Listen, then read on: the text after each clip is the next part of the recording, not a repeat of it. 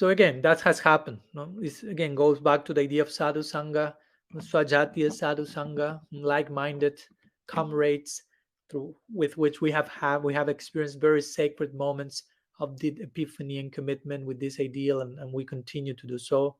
So I hope you are all of you are those as well. So thank you so much for your association. So that's some brief words regarding my yes list. Like I mentioned, for the last decades in my lecture, I've tried to explain in detail those incredible points. Not so incredibly, but the points in itself are incredible. So anyhow, in conclusion, just to conclude and finish our lecture today, putting all the above reasons combined, all the 10 no's, all the 10 yes, I personally choose not to live Gaudiya Vaishnavism. I personally choose not to live silently, and I personally choose not to live loudly. But I choose to stay as a Gaudiya, not silently either, but loudly.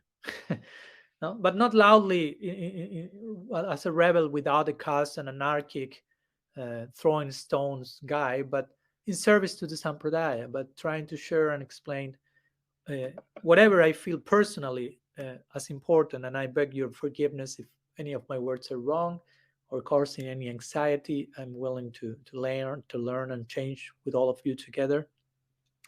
But that's the position I'm in the present day, choosing not to leave Gaudiya Vaishnavism, staying, but at the same time voicing some concerns that come to my heart. And remember, this is not all about leaving our legacy, but loving our legacy, if you want to make a play of words. Not about leaving, it's about loving.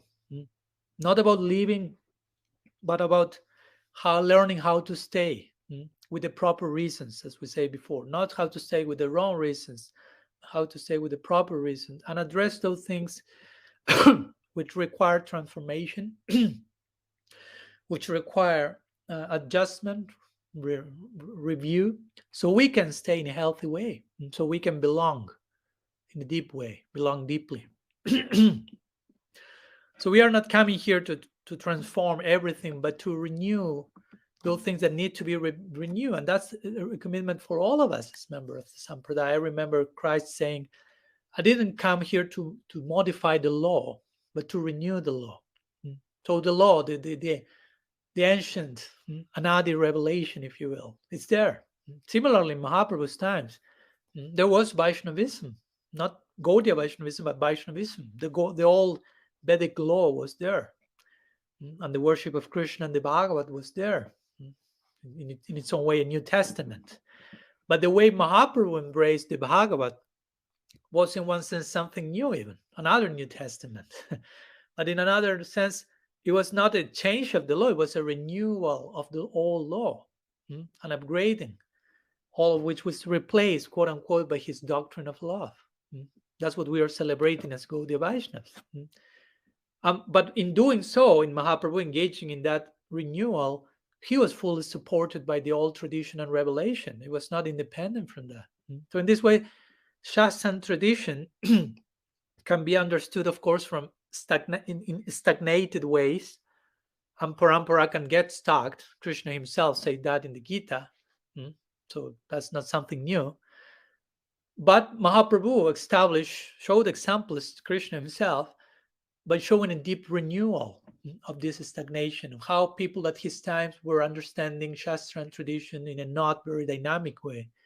And when, even interestingly, when the contemporary people in Mahaprabhu's time, some of them at least, saw such a renewal coming from Gaur Chandra and his Sampradaya, many Hindus felt threatened.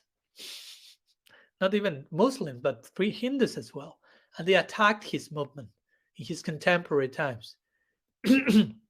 Like it happened with Jesus in his own time, like it happened with Bhaktisiddhanta Saraswati Thakur's innovation, so many times attacking him, almost all of the doors of the Vrindavan temples being closed in protest to him, except for one. When Srila Prabhupada came to the West and made so necessary and incredible presentation and adjustment, so many criticized that. So that pattern is always there. The need for reform or renewal, the criticism of contemporaries. So the pattern is always there of potential stagnation, and always require proper action to deal with that. So the question, of course, just to conclude today's lecture, is which form that pattern is taking today, and what's the necessity of the moment?